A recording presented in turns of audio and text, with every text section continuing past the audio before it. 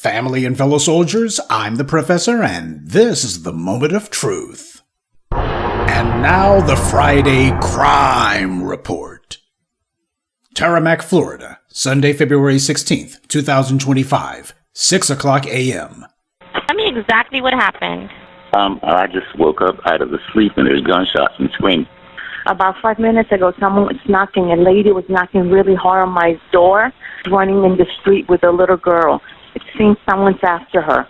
Neighbors in Tamarac, Florida reported hearing 4 gunshots from a residence, 9762 North Grand Duke Circle.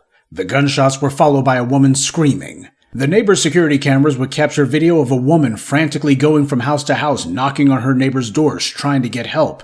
She's being followed by a man wearing all black. He's carrying a gun. A young child, barefoot, follows behind them. Eventually, one of the neighbors opened his door to the woman, but the man who had been pursuing her was close behind. The gunman forced his way into the neighbor's home and shot both the woman and the neighbor to death. At 6:27, nearly 30 minutes after the initial phone calls had come in, sheriff's deputies arrived at the North Grand Duke home. They found a dead elderly male victim on the back patio with a gunshot wound to the head.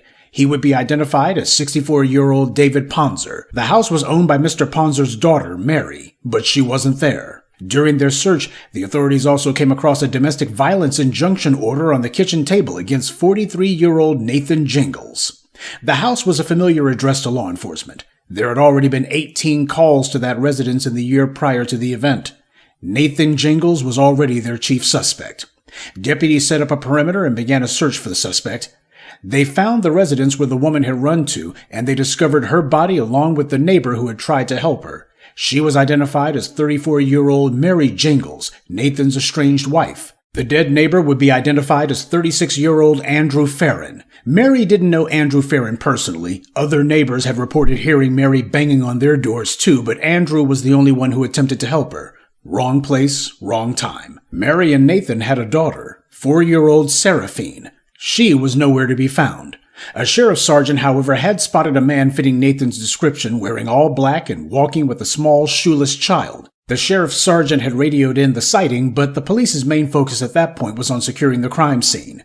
At 10 o'clock a.m., a statewide Amber Alert was issued for Seraphine, who was believed to be in Nathan Gingles' possession.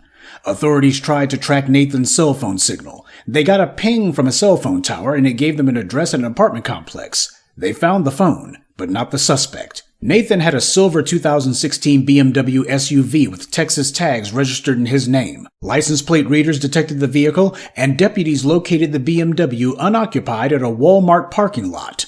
Deputies spotted Nathan walking out of the Walmart with Seraphine beside him.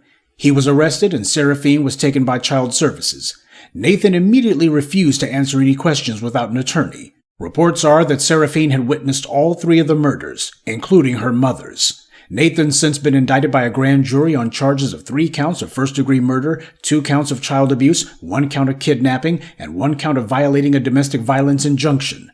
Mary and Nathan had been going through a messy divorce.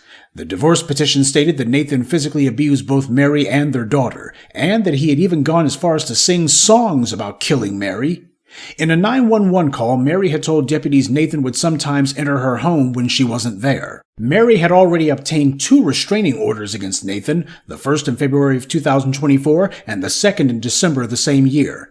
This guy had not 1 but 2 restraining orders against him, yet the sheriffs didn't bother to seize his weapons the second time they came out, including the very gun that he would later use to commit his mass murder.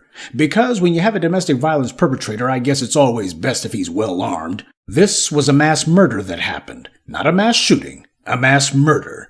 People were not just shot, they were killed, and that's an important distinction to make. And of course, it's no surprise that this happened in Ron DeSantis' Florida. This is precisely the kind of lawlessness that he helped to inspire and promote. The Republican legislature gave him the ability to remove elected officials from office, and he claimed that he would be going after soft-on-crime politicians.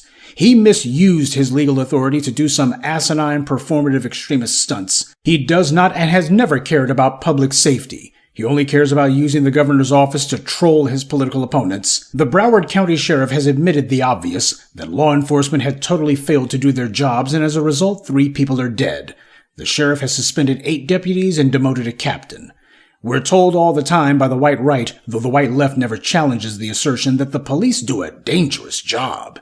And yet in most cases, whenever we actually examine the police's behavior, we find that they're not doing the job at all. They get paid very well to sit on their behinds. They get to retire after only 20 years, and many of them take up a second career in some sort of security work. So by the time that they reach Social Security age, they get their Social Security payments, they get their police pension, and possibly a third pension from whatever second career they took up. They get a nice, cushy retirement, all for breaking the law, refusing to do their jobs, and in many cases killing innocent civilians or sending innocent people to prison. Who says crime doesn't pay? It pays very well. In Los Angeles, you can make 6 figures being a taxpayer-funded street gang thug. This is the cost that goes along with backing the badge. This country refuses to admit to the reality of what the police really are because the dominant society understands the police's true purpose isn't public safety. If it was, the dominant society wouldn't have such a love affair with guns. The police's true job is to maintain the racial social order through violence. You can't have any sort of law without having a mechanism to enforce it, and that's where the thugs in blue come in. The system of racial privilege in America relies on the credible and reliable use of violence to compel the oppressed to live under it. And that system of racial privilege is what the dominant society depends on for every crumb of their daily bread. And no matter what the sheriff may try to claim, this was not a failure by law enforcement at all. This is the system working exactly the way it is intended. They had known about this guy for at least a year, 18 calls to law enforcement in the last year alone, and yet because of racial privilege, the Nathan Gingles get treated differently than, say, a black child who's just walking down the street. Everyone knows the rules of racism, especially law enforcement. And a key component of that is that those classified as white cannot have their freedom of movement impeded in any way. The regular harassment and confinement that black people are subjected to is meant to limit our ability to move and act freely. It's done deliberately as a way to give a negative freedom to whiteness. When you're white, you don't get treated like that. And law enforcement is far less likely to carry out their duties as strictly depending on what color you are. There's been a number of vigils and other shows of public support for the victims of this tragedy, and it's totally understandable how the community feels that the laws need to be tougher. But the problem isn't that the laws aren't tough enough. The problem is that there's a color-coded system in place as to who the laws are enforced against and who it's not. And the ones in charge of enforcing the law are a gang of self-interested racists, cowards, and professional slackers. The only thing they actually know how to do is to kill unarmed black civilians. There have been other mass shootings this week, by the way. This tragedy wasn't even the only one.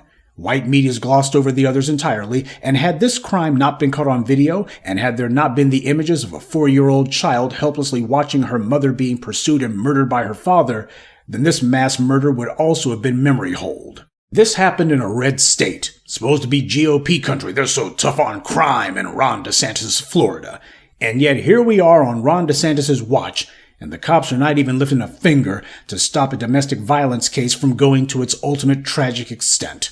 I wonder why it is we don't have the usual suspects on the white right saying that maybe the sheriff's department just needs better training. Come on, they've been telling that lie all this time. Don't stop now. But you can bet the next time one of the thugs in blue stubs their toe, we'll have all the people on the white right screaming and caterwauling and whining and claiming that the police are heroes and if you only knew how dangerous their job was. Well, as black people know only too well, and as the victims of this tragedy have now learned, being a cop in America is not that dangerous at all. However, putting your safety and your life in the hands of a taxpayer-funded street gang, now that is life-threatening. And that's this week's Friday Crime Report. Keep your eyes open and stay on alert, because there's a lot worse criminals out there than the ones the white corporate media chooses to show you. Good day, and be one. I'd like to take a moment to mention some of our contributors. Black Rye, Sa, Liban Gurhan, Miss Debbie, and Sakina Collins. Salute to them and thank you to everyone for listening, liking, and sharing this message. Black empowerment only exists because of you.